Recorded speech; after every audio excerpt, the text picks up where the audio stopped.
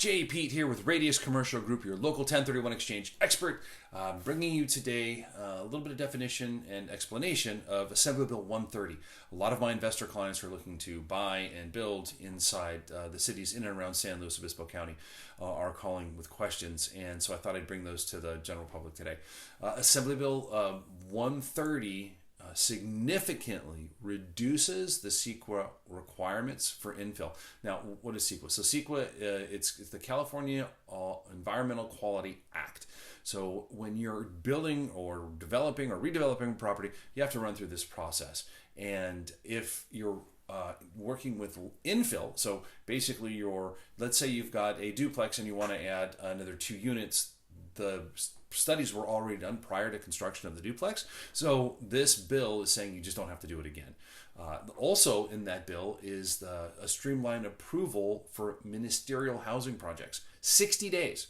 So your local government has 60 days to approve or disapprove your project, which is great. You're not getting drug out for the next 2 years on whether you can or can't do what you're looking or asking to do.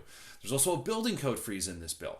So the local government can't add additional building code requirements for the next 6 years, which is great. Now, there are some exceptions to that, like fire mitigation, health and safety, those types of things. But they can't arbitrarily add expenses or increase building codes to increase the cost of construction, thus perhaps maybe making the project non-viable. There are a couple of things, though, that in this bill that are a little punitive, I think, to the developer, and that is affordable housing funding. So there's affordable housing excess equity program that developers get to pay into when they build or do some infill.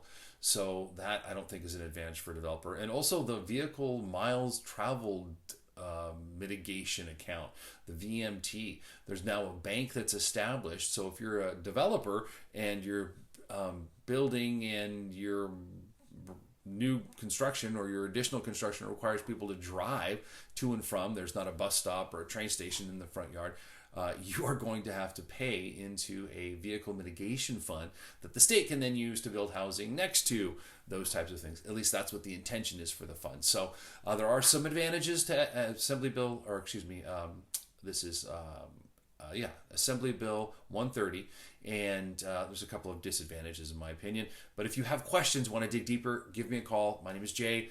I work with Radius Commercial Group. I am also your local 1031 exchange expert. I'm at 805-234-4008. That's 805-234-4008. As always, consultations are complimentary, and I'm happy to help.